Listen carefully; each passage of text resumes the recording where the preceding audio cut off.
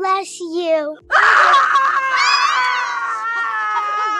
Hocus Pocus wasn't supposed to survive. Critics hated it. Disney lost millions, and it died at the box office in 1993. But this Halloween disaster clawed its way back from the grave to become one of the most beloved cult classics ever made. Behind those iconic cackles and flying broomsticks lies a web of secrets, near disasters, and Hollywood chaos that's stranger than any witch's spell. Buckle up for 20 mind-blowing facts that will change how you see the Sanderson Sisters forever. Producer David Kersner never intended to create a Disney comedy. He was simply telling his young daughter a haunting bedtime story about a boy doomed to live forever as a black cat. The tale was twisted, dark, and nothing like the campy film we know. His daughter sat wide-eyed, caught between terror and fascination as he spun this curse about love turned to loss. Kersner noticed the story's power. If it could grip his child like that, maybe it could captivate the world. Publishers rejected it repeatedly, but that innocent bedtime whisper would eventually haunt Hollywood boardrooms for years. But the transformation from nightmare to comedy was about to get even stranger. Before Bette Midler ever cackled, the script bore a completely different title: Halloween House. The story inside matched that ominous name perfectly. 12-year-olds walking into genuine danger, witches that didn't wink, and curses that couldn't be broken with laughter. Disney executives saw immediate problems. Too dark, too risky, too far from marketable family entertainment. The witches evolved from pure menace into equal parts frightening and funny, but this transformation would soon face an unexpected obstacle when Hollywood royalty walked away. The script landed on Steven Spielberg's desk at the peak of his career, fresh off massive successes that crowned him the king of fantasy filmmaking. On paper, it seemed destined, the master of magical storytelling shepherding Disney's next Halloween spectacle. But Spielberg saw a fatal flaw. Disney was his competition, not his partner. Supporting their project would mean strengthening a rival studio, and he wasn't about to hand them a potential advantage. He politely declined and walked away. The irony cuts deep. Within years, he'd partner with Disney on Who Framed Roger Rabbit and Arachnophobia, both massive hits. Had Spielberg taken the helm, Hocus Pocus might have looked completely different. But his rejection opened the door for another casting shakeup that involved Hollywood's golden boy. Fresh off This Boy's Life, Leonardo DiCaprio was Hollywood's golden teen heartthrob, and Disney wanted him for Max Dennison. DiCaprio met with executives, read the script, and came incredibly close to signing. One signature would have changed everything. But then he made a career-defining decision.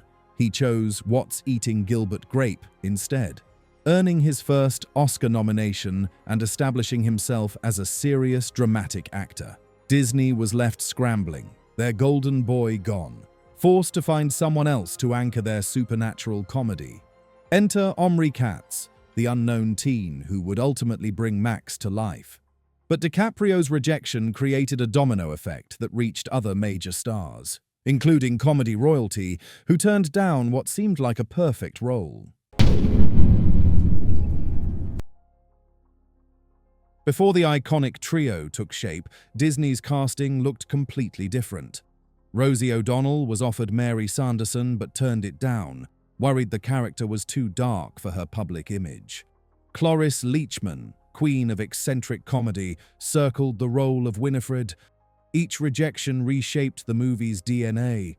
O'Donnell gone, Leachman gone, DiCaprio gone.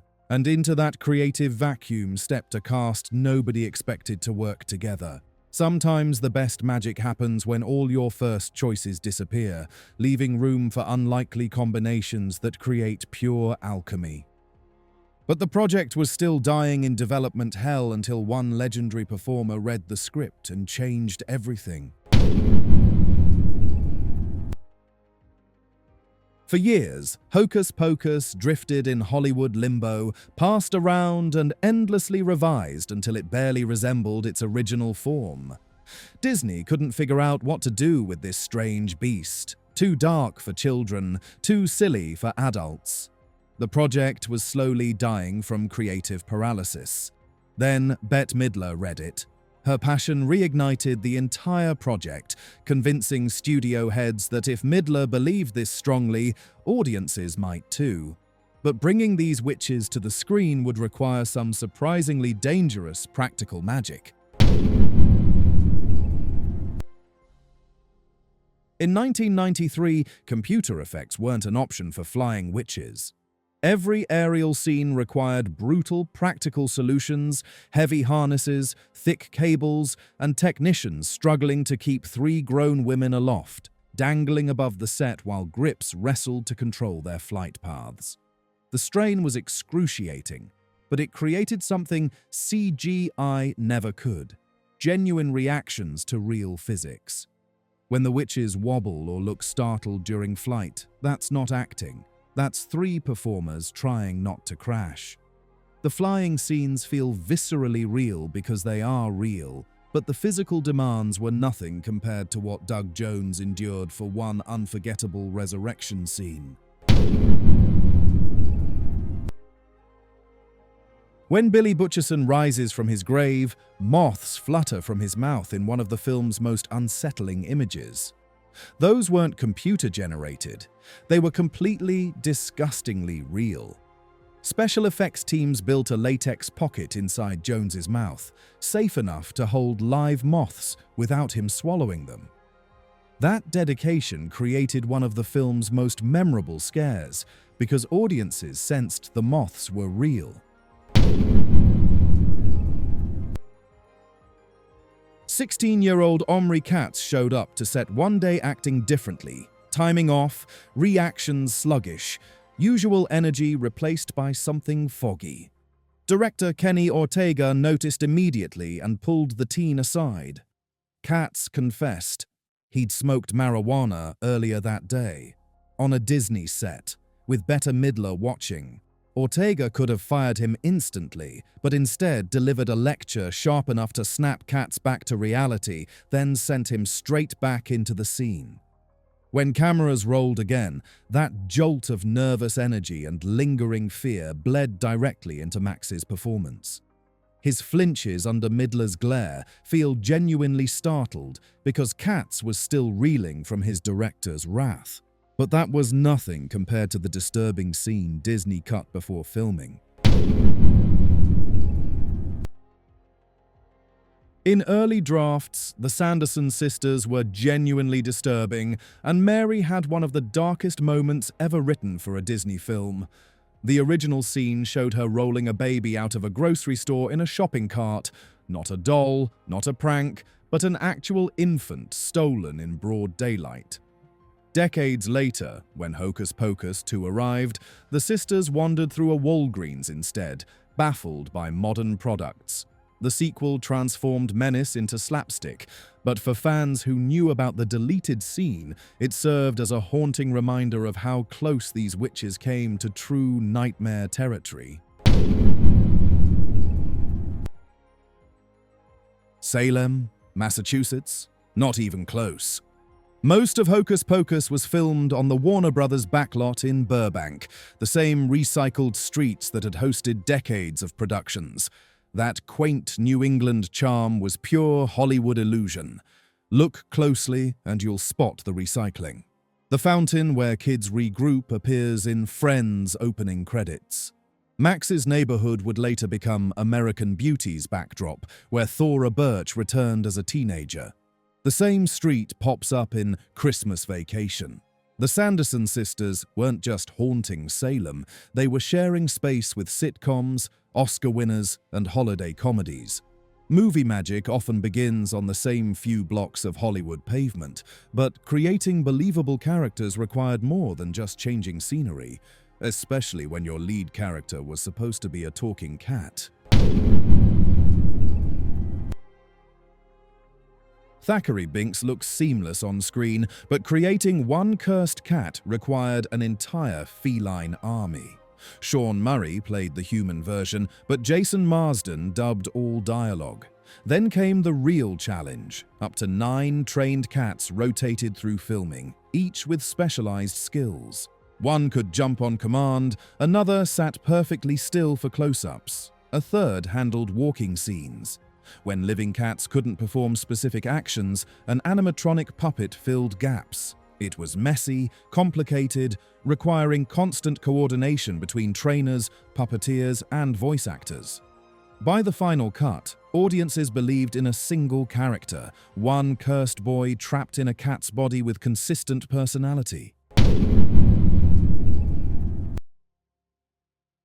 Disney could have dressed Winifred in standard black and called it done, but Bette Midler wanted something spectacular. She worked closely with costume designer Mary Vogt to create an outfit that would become instantly iconic. Layers of rich green and purple replaced boring black. Gold embroidery caught lights and cameras, creating shimmer with every movement.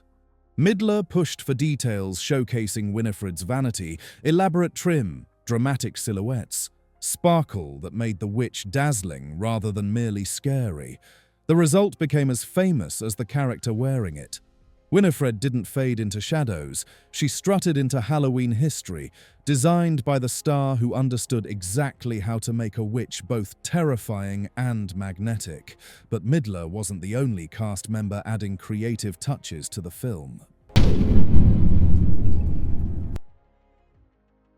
One of the Sanderson sisters' most beloved quirks never appeared in any script. During a chaotic shooting day, Kathy Najimy watched her fellow witches getting overwhelmed and spontaneously suggested they link arms and chant together to calm down. Director Kenny Ortega loved the addition so much he kept cameras rolling, and the moment made it directly into the final film. That single improvised beat gave the Sandersons entirely new dimension. They weren't just evil villains. They were flustered siblings constantly trying to manage their own chaos.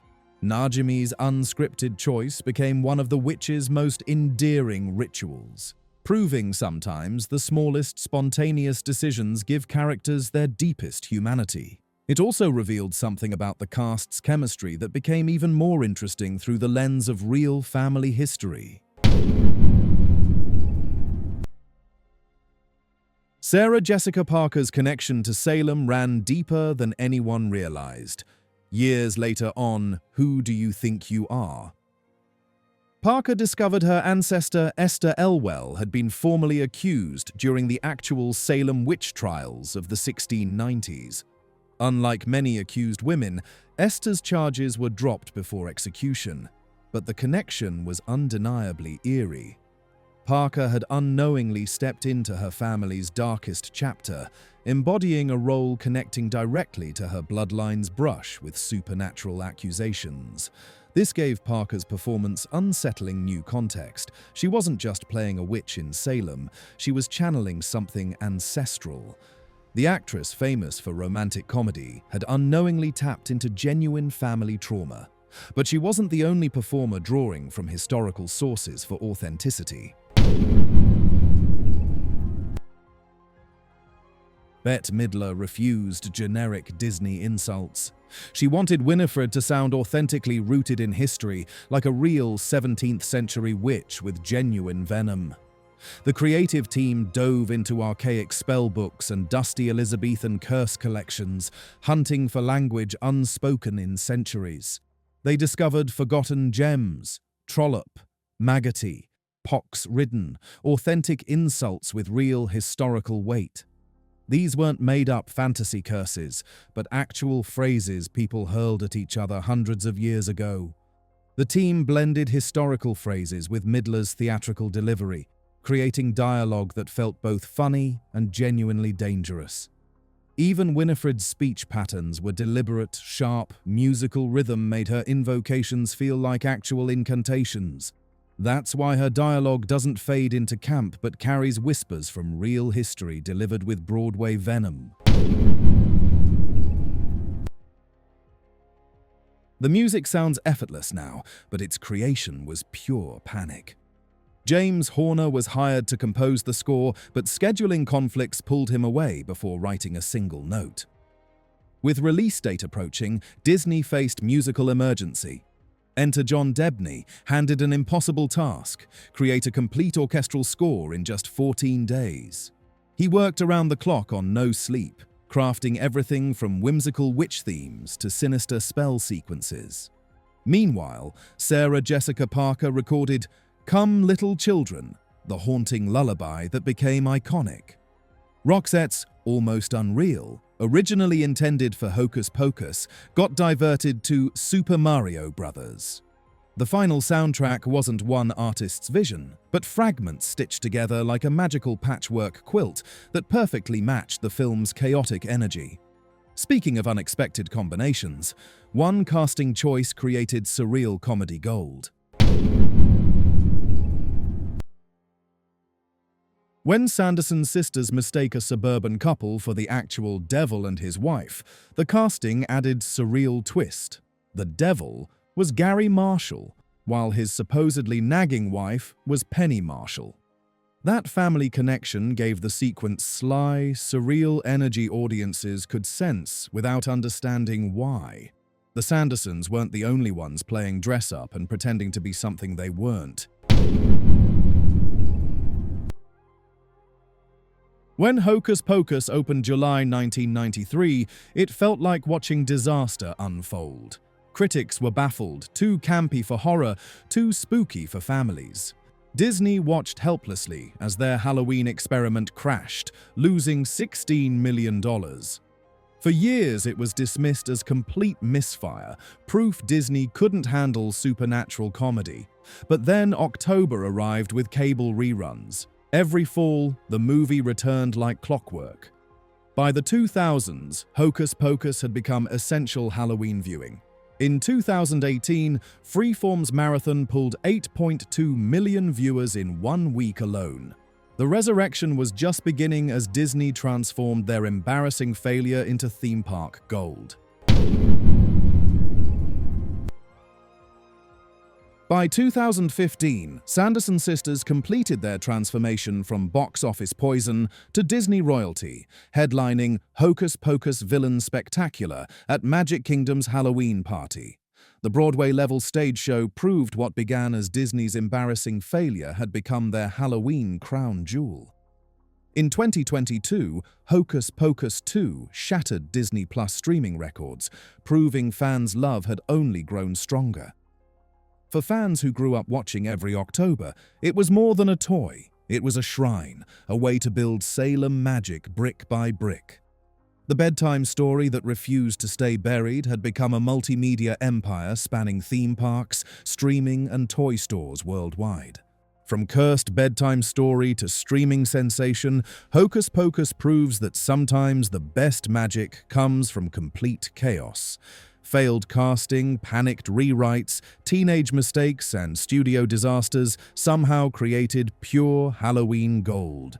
The Sanderson sisters refused to stay dead in 1993, and they're still casting spells today. Want more shocking secrets from your favorite films? Our channel is packed with golden frame movie facts that will blow your mind. Keep watching for more Hollywood mysteries unveiled.